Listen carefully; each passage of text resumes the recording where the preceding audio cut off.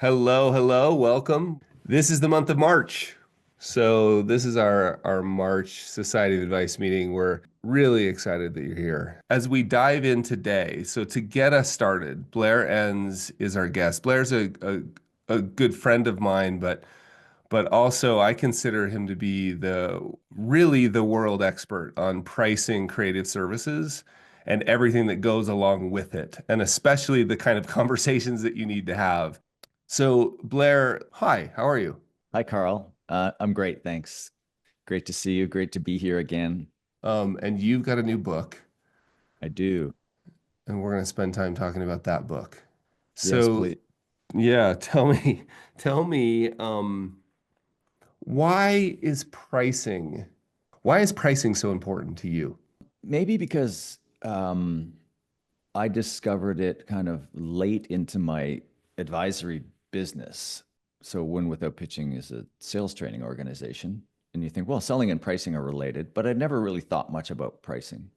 And I learned a couple of lessons about how valuable pricing is. I may have shared this story before, but I wrote about it in my last book, Pricing Creativity. I was onboarding a client into one of our kind of long-term training programs, and I knew who he was. He'd been a webinar subscriber, and he'd come to a couple of events. And as I'm getting his information, we're on the phone back in the day. He said, "Hey, I want to let you know your advice has been really valuable to me over the years." And I said, "Oh, great, thanks." He said, "No, you need to understand. I've made a lot of money from your advice over the years." And I said, "Oh, that's great, thanks." And he said, "Blair, I have personally made millions of dollars from following your advice." He wanted to know, and I thought I had these multiple feelings at the same time.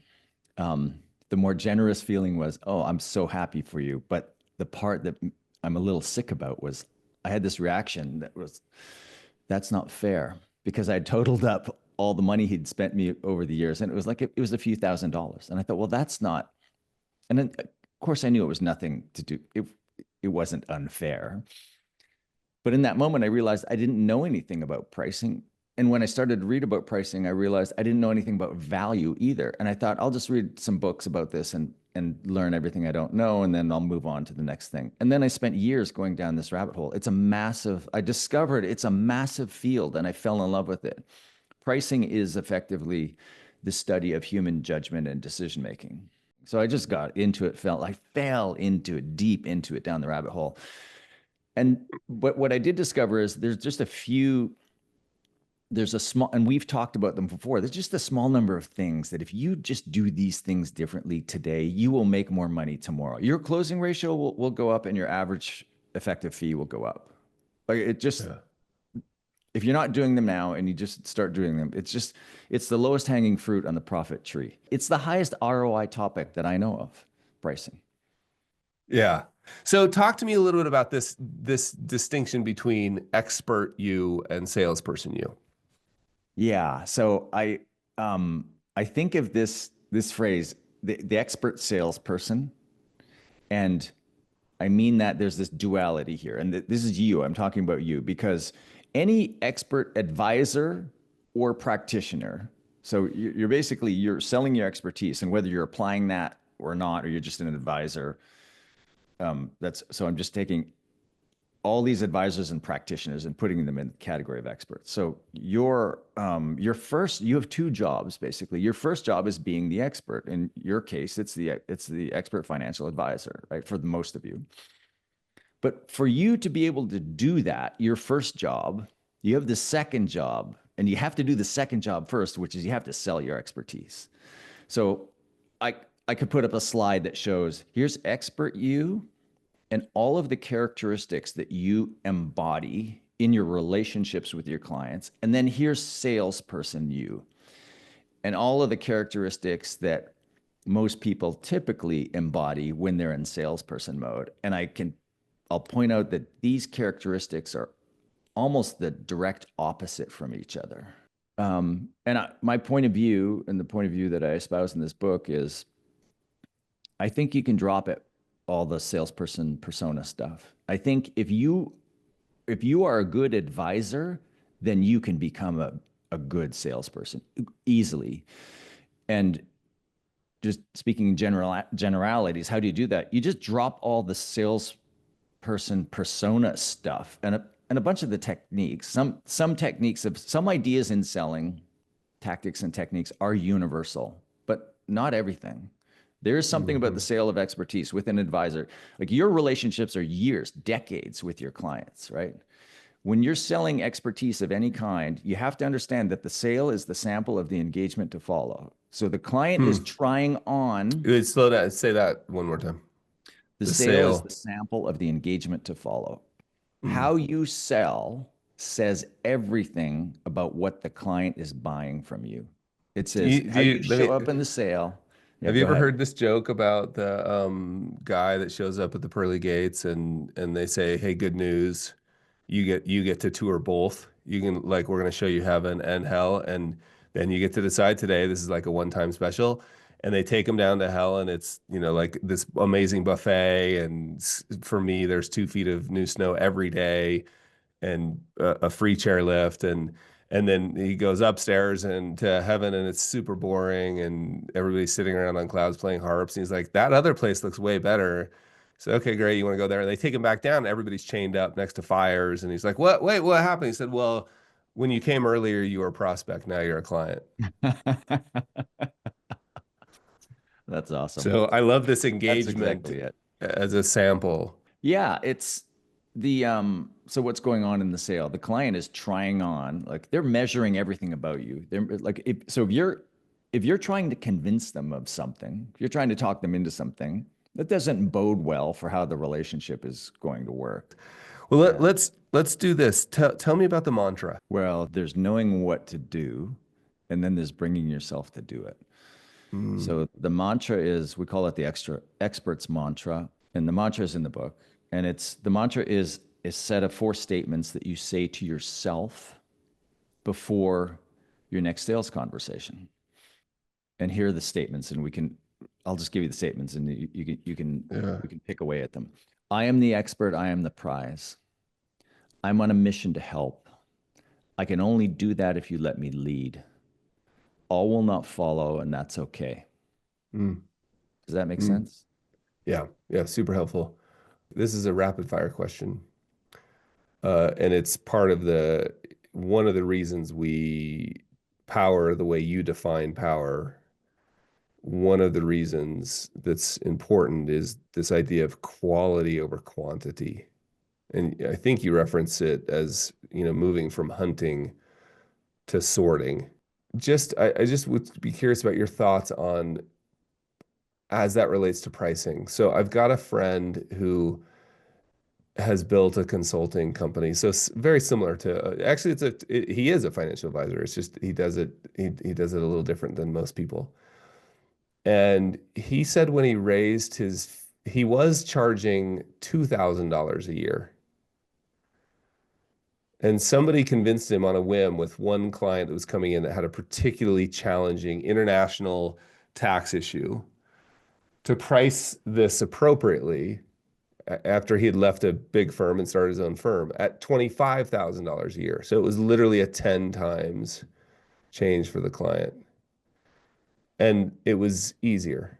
The client said, yeah, it was scary for him, but he has found it easier to find clients and certainly easier to build a business with a higher price that is representative of the quality of the work he does than a lower price. Is that a general? Because I've got another friend who builds information products and finally decided to give away 99% of his content and then charge a lot for the real expertise and individual level advice. Is that a general truth that it's 10x is easier than 2x? So I had a question in our client community the other day about somebody an advisor top, not financial, in the marketing space. So a marketing firm decided to launch a training product, and they were selling 20 seats in a training product at $3,000. Pretty close to what we do. And she said, I'm having a hard time selling these seats. What's going on? And I said, well, There's a few things going on. But the big thing is the mistake that if you lower your price, selling gets easier. Mm. And when you drop your price and pursue scale, you think that's how I'm going to get scale. I'm going to drop my price. And then you drop your price and you find you've just really commoditized your offering by actually cutting price. So It's interesting. so is the observation that you note true? It's true at the it's more true at the high end of the market, but generally speaking, and a friend of mine taught me this years ago, it's just as easy to sell something for $30,000 as it is to sell something for $3,000. So why not build a smaller practice where you can take better care of a fewer number of clients and they get better quality, better service? Okay, that's the answer I needed. Thank you. Okay, let's talk about the four conversations. So conversation one. Let me back up. This is a model. The book opens with a quote from somebody who's famous for only this quote. He's a statistician and a professor and an author. And the quote is, all models are wrong, some are useful. So a model is simply a view of the world. It's a way of organizing complexity. It's a way of coming to understand something and to communicate it. The model is we view the sale as a series of four linear and discrete conversations. So you think of the sale is four conversations.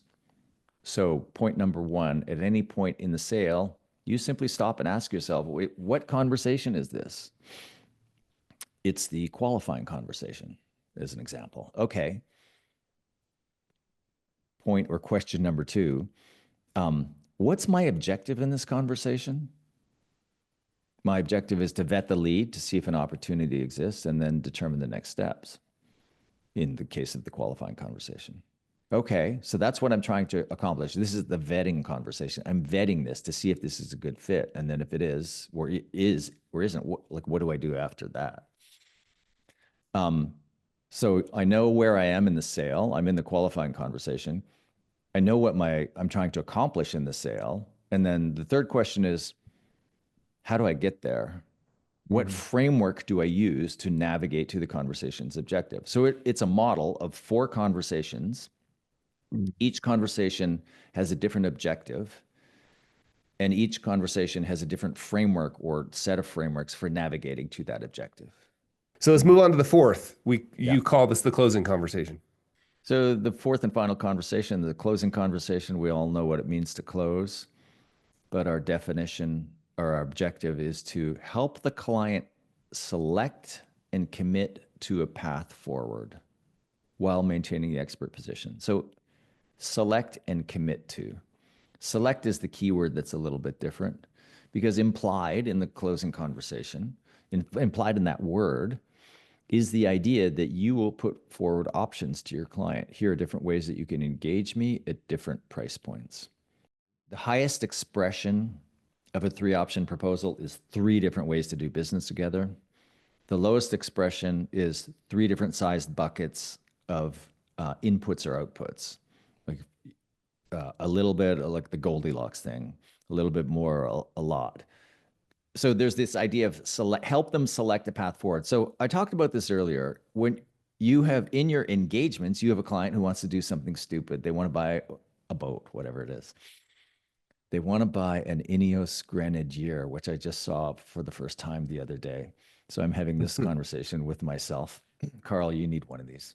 No, I don't. Yeah. We'll talk offline. Yeah.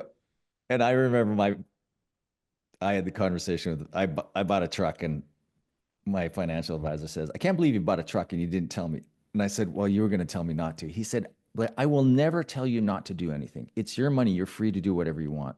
What I would have done is shared some of the trade-offs and then including how you could have done it differently. And I went, oh yeah, I'll talk to you next time. I wasted some money.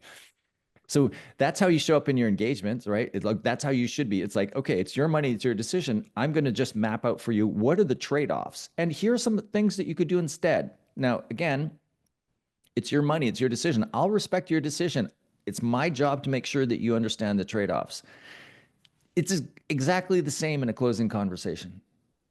It's exactly the same. Three different ways to do business together. three different price points, pros and cons of each. Let me walk you through the pros and cons of each option. It's your money, it's your life, it's your decision. I'm perfectly comfortable with all three of these. Tell me which of these seems to make the most sense to you. If somebody was standing outside of your office after today's workshop with Blair and they asked you what was the one thing you took away, what would you tell them? Gary, what are you thinking? The whole interplay between vendor and expert really resonated very hard with me. My background getting in the industry was learning Mm. all of the worst ways of doing things and all of the cringe, all the things that prospects and people on the street generally, I think, despise. Um, all the various, tactics of objections and calling these people at 5 o'clock when on the way back from work and pestering and then flipping to be this expert person later. And you're just setting the stage totally wrong. For me, I find it's natural and easy to operate as the expert and convey expertise one on one. And I struggle with the beginning stages, the outreach. Mm. So I feel like I'm being a salesperson and Mm. bugging people and things like that. And a lot of his commentary around thought leadership and holding yourself out as an expert to attract people in really sat with me. Yeah, I actually took a lot away from that too. That framing was really helpful. Yeah.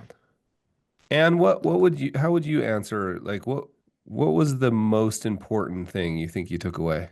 This may have been your point and not Blair's, but to have opinions, Mm. and bring them with you. Because I think that's part of being the prize, being the expert is, you came to me because of me, and part of that is my opinions about the right way to approach the issues that you're trying to sort through. Yeah.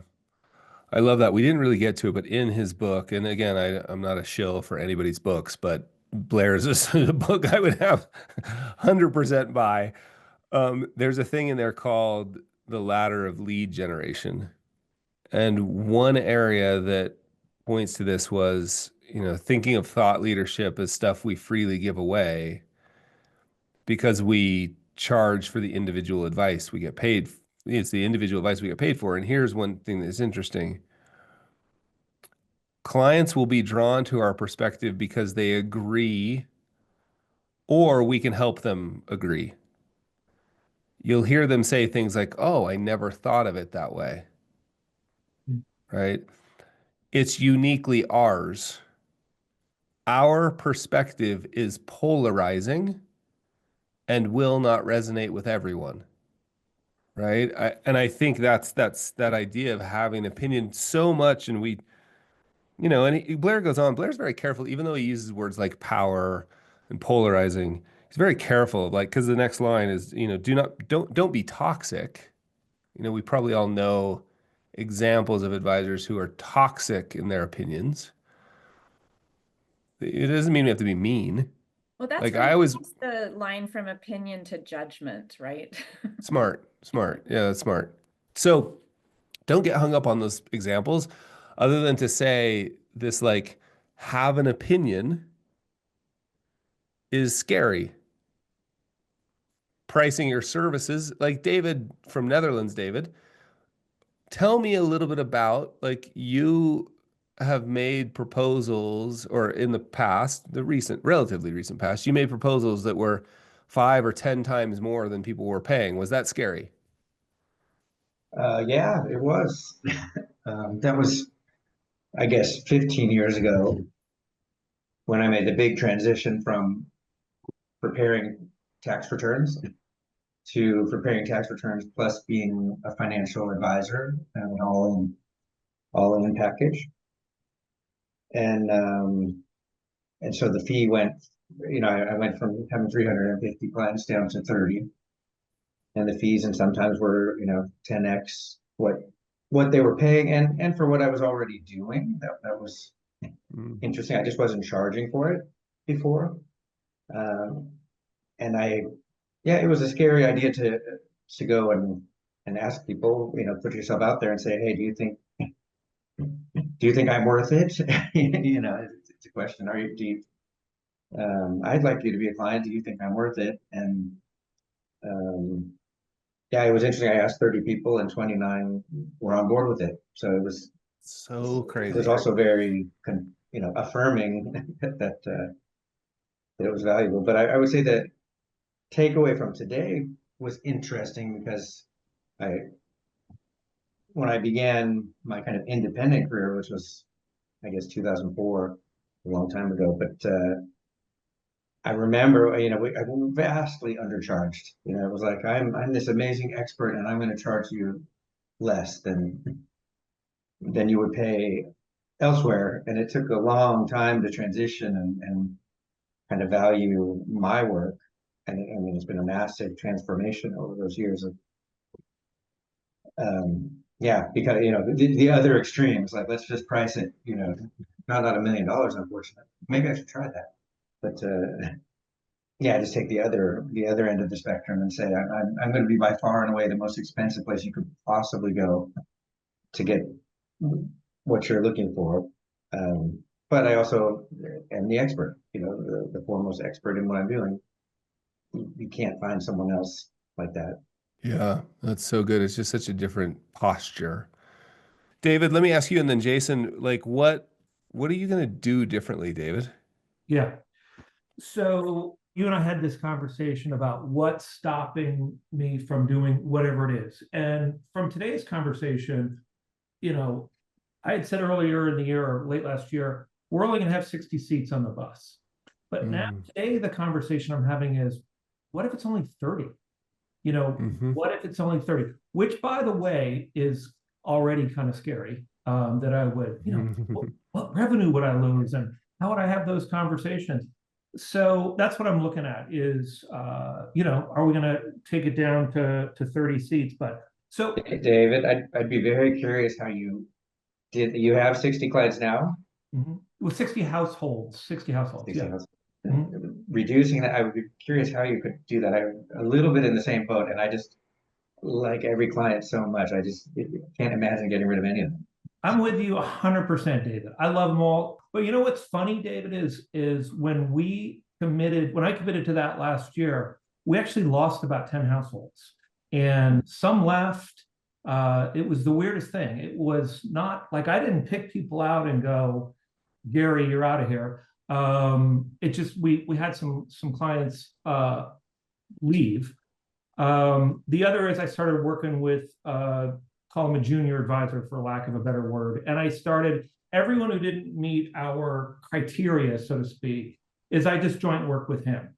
And the whole idea is to get him up to speed, but also to be able to hand them off because I'm going to joint work with him until he's ready to take those clients on himself.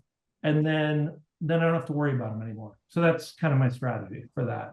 This will just accelerate. If I set it at 30, that means Mark's going to have to ramp up very quickly on 30. And I'm going to have to ramp him up and joint work all those clients.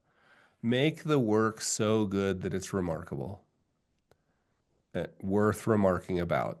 Like I just wonder what would happen if we took all of that energy, all of that budget, all of that time, and made the work so remarkable that people couldn't help. Like you eat at a great restaurant, what do you do? Talk to people about it. Yeah. So you guys are amazing. Thanks so much. It's great to see all of you, and we'll see you in a couple of weeks. What you just watched was just a little snippet of this amazing conversation that I had with Blair Enns. I consider Blair the world's leading expert in pricing creative services, advisory services. And Blair has this incredible ability to put names on things that we've all felt. And I think you'll find that with this workshop. One thing that I left thinking about, and I know you know this feeling because you've all told me, and I know this feeling. When I start to use language, right? And it's it's often the very kind of language that all the marketing and sales consultants tell me to use. Wave my hands more, right? Have a call to action, generate urgency. Like whenever I start now there might be things about all of those ideas under a different feeling with different language that are absolutely useful. But whenever I start to feel that way, this needy, graspy, desperate way, it actually repels people from working with us. It's one of the things Blair said is like there's this unusual quirk about the human condition that neediness repels us. And instead, if I use language where I feel like the expert that I am, right? I can move from feeling like a vendor or a salesperson to an expert. And it turns out you already have everything you need, right? You don't have to put on this funny, like take off the expert hat you love to wear and go over here in this dark corner and put on a salesperson hat that you don't like to wear.